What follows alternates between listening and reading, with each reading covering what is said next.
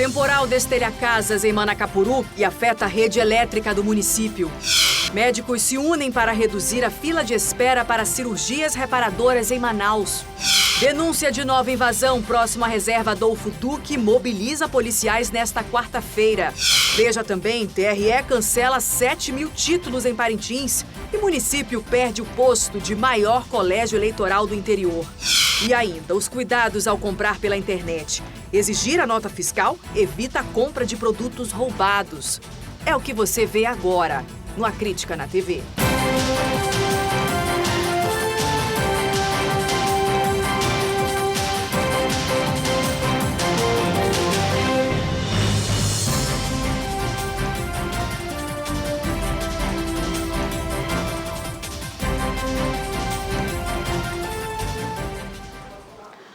Olá, muito boa noite para você. Como nós falamos ontem aqui no A Crítica na TV, uma frente parlamentar em defesa de pequenos produtores de bebidas de outros estados brasileiros foi lançada hoje lá na Câmara dos Deputados em Brasília. Apesar disso representar um risco para o polo de concentrados da Zona Franca de Manaus, nossa bancada federal garante que não é motivo para preocupação. A Rosiane Chagas está ao vivo e explica isso pra gente. Oi, Rosiane, muito boa noite para você. Quer dizer que é para todo mundo ficar despreocupado, é isso mesmo? Pois é, Nayandra, é o que a gente tem visto, né, ouvido dos parlamentares. A gente não tem visto nenhuma mobilização concreta dos parlamentares, nem aqui, nem lá em Brasília. Muito boa noite para você, boa noite a todos.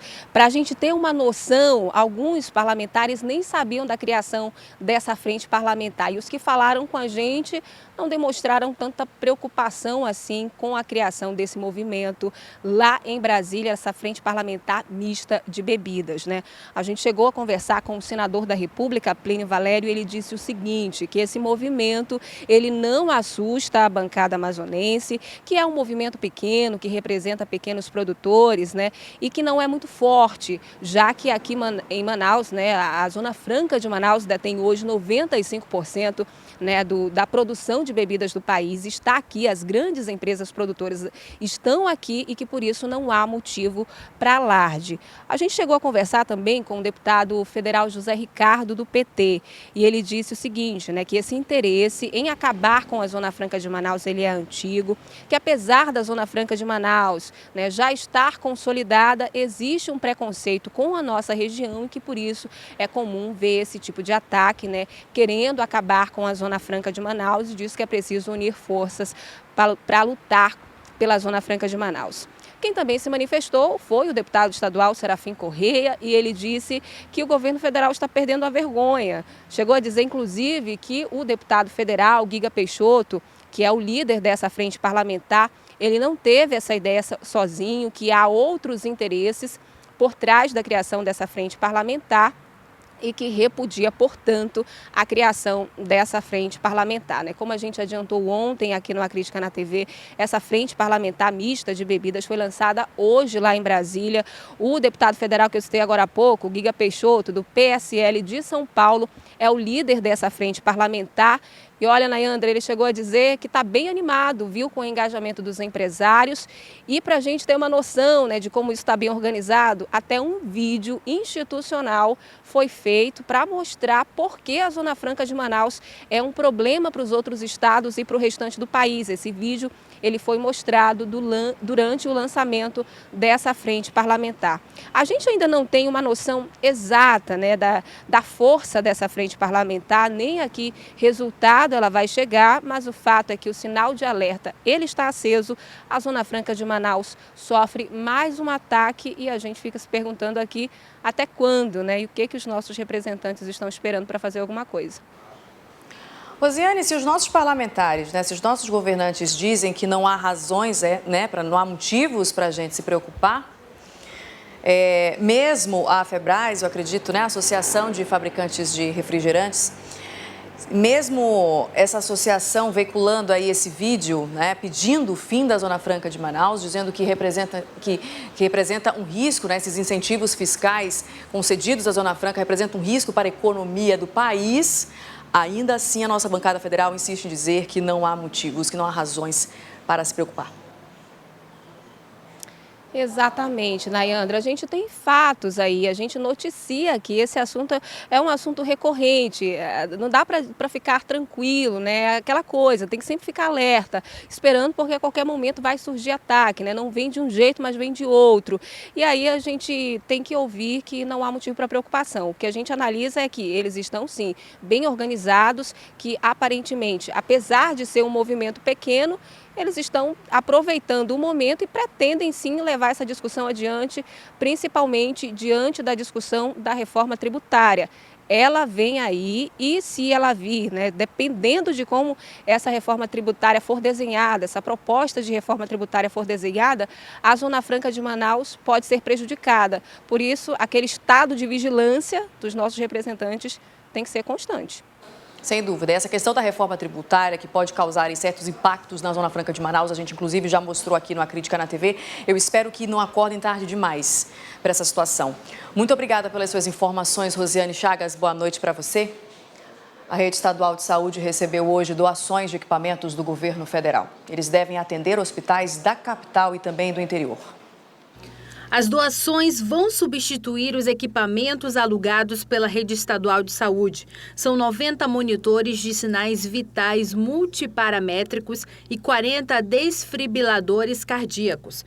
A maior parte vai ficar na capital e 14 devem ser enviados para municípios do interior. Foi citado para 14 municípios do interior, mas a grande maioria ainda fica em Manaus, porque o maior problema ainda se concentra em Manaus, mesmo porque em Manaus também concentramos a maioria das nossas unidades de saúde de atenção especializada, de nível terciário e quaternário. O governador do Amazonas diz que com a doação, o estado economizou cerca de 4 milhões de reais. Esses equipamentos aqui nos representam uma economia de 4 milhões de reais. E a gente está caminhando para outras parcerias, inclusive no próximo momento a gente vai anunciar uma outra entrega junto com a LifeMed. A gente está nessas tratativas e aí vai convidar mais uma vez a imprensa para que a gente possa fazer essa apresentação. Todos os equipamentos foram doados através de um programa do Ministério da Saúde em parceria com a Universidade Estadual da Paraíba. O Amazonas é o 19º estado que recebe esse tipo de doação. A semana passada estivemos no Acre, né, e lá foi 1.700.000, né? Então o Amazonas está sendo bem contemplado. Eles definem uma ordem, né? Não temos acesso a isso, mas no final o que importa é que todos os estados da federação espero que sejam contemplados. E médicos de várias regiões do país têm se unido para reduzir a fila de espera de cirurgias reparadoras. A mobilização é nacional e esta semana os profissionais vão atuar aqui na cidade. A intenção do mutirão de cirurgias é atender cerca de 200 pacientes que estão na fila de espera. As pessoas que foram selecionadas nesse evento nacional são pacientes do SUS, que ficaram com excesso de pele em decorrência de cirurgias bariátricas ou retiraram a mama por causa do câncer. O Hospital Universitário Getúlio Vargas foi um dos locais onde 4 cirurgias foram realizadas nesta quarta-feira. 50 profissionais, entre médicos residentes e enfermeiros, acompanharam os procedimentos que vão acontecer em 2 dias na cidade. Tem que deixar bem claro, o Hospital Getúlio Vargas ele não realiza cirurgias plásticas, só reparadoras. Assim como alguns pacientes, mulheres, por exemplo, que faz cirurgia de mama, alguma coisa assim, se tiver que botar uma prótese, alguma coisa, futuramente também o Hospital Getúlio Vargas poderá participar nessa parte de evento. O Amazonas é o 5º estado a receber a ação.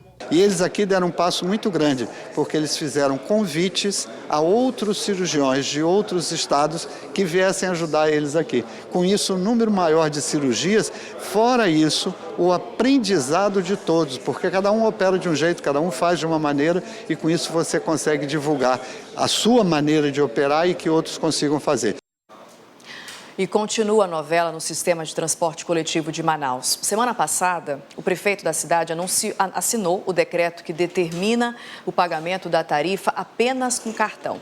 Hoje, o portal A Crítica destaca: o Tribunal de Contas do Estado deu um prazo de 5 dias para que Arthur Neto explique essa decisão. Segundo o TCE, é uma resposta à ação movida pelo Sinetran, o Sindicato das Empresas, que pede a anulação desse decreto municipal. A Prefeitura deve se manifestar também sobre supostas irregularidades que justificariam a alteração do modelo de pagamento nos ônibus. Os detalhes sobre esse assunto você acompanha no portal acritica.com. Uma operação policial integrada foi verificar hoje os problemas ambientais causados por uma nova invasão aqui em Manaus, instalada no local conhecido como Monchorebe, na Zona Norte. A invasão já está se aproximando dos limites da reserva Adolfo Duque. A repórter Maiara Rocha tem as informações. A polícia quer saber a partir de agora quem são os responsáveis pela nova invasão de grandes proporções na zona norte da cidade e, consequentemente, pelos danos ambientais causados. Na operação deflagrada na tarde desta quarta-feira, os autores não foram identificados, mas foi feito um levantamento e os dados serão incluídos nos relatórios do IPAAM e também da perícia técnica. Nós verificamos que lá havia queimada recente, desmatamento recente, danificação em área de preservação permanente, construção em solo não edificável. Como não havia ninguém, nós não demos um flagrante, mas nós verificamos que temos que investigar a autoria, porque já está chegando no limite da reserva Duque. Inclusive, nós levamos conosco o técnico do IPAAM para fazer essa georreferência, para verificar a demarcação, verificar se já estão entrando no limite da reserva Duque, que é uma reserva estadual, e aí agrava o crime também, Não se sabe precisar a extensão da área atingida. Imagens aéreas foram feitas e serão analisadas. E tem, vamos dizer, um considerável número de moradias improvisadas, muitas casas assim de madeira, de papel, de material precário, e que deve ser tomada alguma medida o quanto antes, Senão, a partir do momento que passarem a concretar, já vai tornar algo mais complicado de reverter.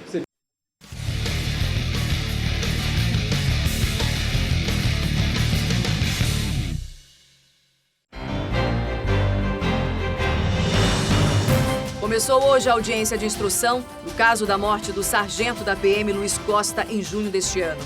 Ele foi assassinado quando 4 homens roubaram a arma que usava no trabalho como vigia. Hoje foram ouvidas 5 testemunhas de acusação.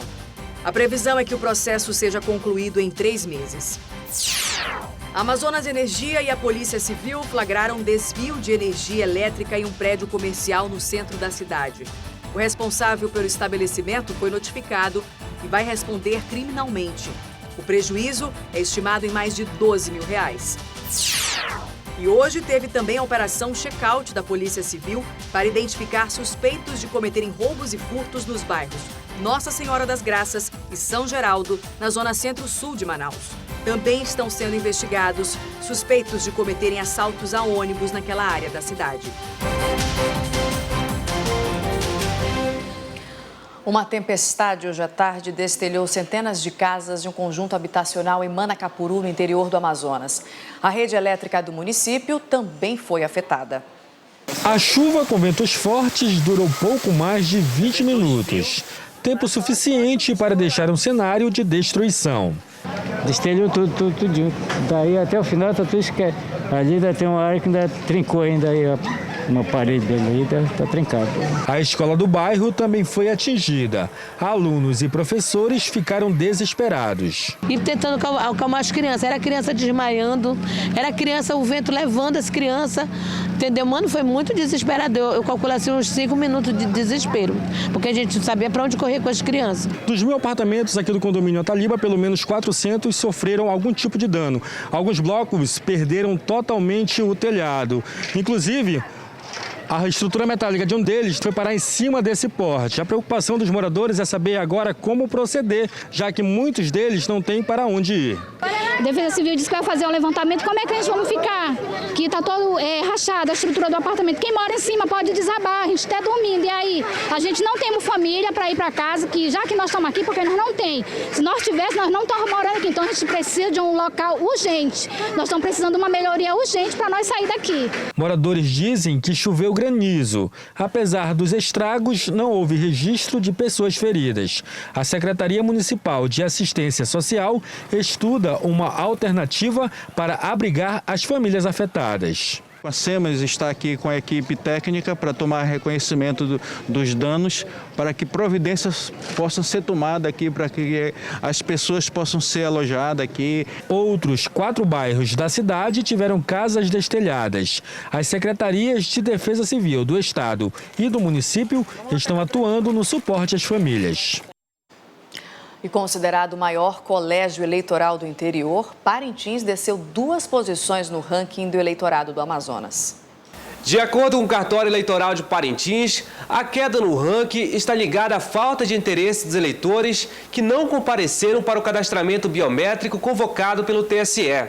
Infelizmente, o não comparecimento ensejou o cancelamento desses títulos. Esses eleitores... alguns, com certeza, não estão aqui no município, não moram no município. Outros também, de repente, foi por falta de interesse mesmo em regularizar sua situação perante a Justiça Eleitoral. O técnico diz que os eleitores com situação irregular têm até maio de 2020 para regularizar o título. Que é o mês que nós encerramos o atendimento para inscrições eleitorais, transferências e alteração de dados eleitorais por conta das eleições de 2020. Então, todos aqueles eleitores que tiverem seus títulos cancelados e queiram comparecer ao cartório para regularizar sua situação, poderão comparecer até esse prazo que eu falei, até maio, início de maio de 2020. Com o novo cadastramento, cerca de 7 mil títulos eleitorais foram cancelados. E agora Parintins tem 61.309 pessoas aptas a votar nas eleições de 2020. Com isso, Itacoatiara passou a ser o maior colégio eleitoral do interior do estado, com pouco mais de 65 mil eleitores. E logo depois de Itacoatiara vem o município de Manacapuru. Bom, está em debate agora à noite os indicadores do Atlas de Extrema Pobreza no Amazonas. E a repórter Catiane Moura tem os detalhes. Está sendo apresentado na noite desta quarta-feira a segunda edição do boletim Atlas ODS Amazonas, que traz um perfil da extrema pobreza aqui no estado do Amazonas. Esses dados estão sendo apresentados neste momento e nós vamos conversar com o professor Henrique Pereira, que é o coordenador desse projeto, que vai explicar para a gente um pouco mais sobre esses dados, sobre essas informações. Eu queria que você falasse um pouquinho como é que foram as coletas dessas informações para chegar a um apanhado e de que forma isso faz parte, né, do desenvolvimento sustentável, que é aí orientado para todo mundo, no caso. Nós estamos trabalhando as metas brasileiras para os Objetivos de Desenvolvimento Sustentável, mas uma leitura local, ou seja, nós estamos construindo os indicadores para os municípios amazonenses. O que foi percebido nesse primeiro momento, né, nesses primeiros estudos, principalmente relacionado à questão da localização, quais foram os locais e o que vocês encontraram, né, de maior vulnerabilidade no que se trata da extrema pobreza nesses municípios, principalmente? Um dado marcante das nossas análises revelam que, por exemplo, para todos os municípios, a pobreza é mais prevalente entre as populações rurais do que urbanas. Esse é um quadro geral. Outro dado unânime, ou seja, que é característica de todos os municípios. Em todos eles, o segmento etário da população que está mais numerosa entre os mais pobres são as crianças de 5 a 14 anos. Então, a pobreza tem idade, a pobreza tem endereço. E finalmente, os dados que revelam que, para a maioria dos municípios, as populações em extrema pobreza se autodeclaram em maior número entre os indígenas, entre aqueles que se autodeclararam pretos e pardos, mostrando também que há uma desigualdade marcada por etnia e por raça. Muito obrigada pelas informações, professor. Só lembrando que esses dados, todas essas informações coletadas nessa pesquisa também servem aí como estratégia e também para erradicar a pobreza no nosso estado. Catiane Moura, para o A Crítica na TV. Depois do intervalo, a gente volta a falar de saúde. Pelo menos 45 crianças do estado vão ter a oportunidade de passar pela cirurgia para a correção do lábio leporino. Agora são 8h13 e o A Crítica na TV volta já.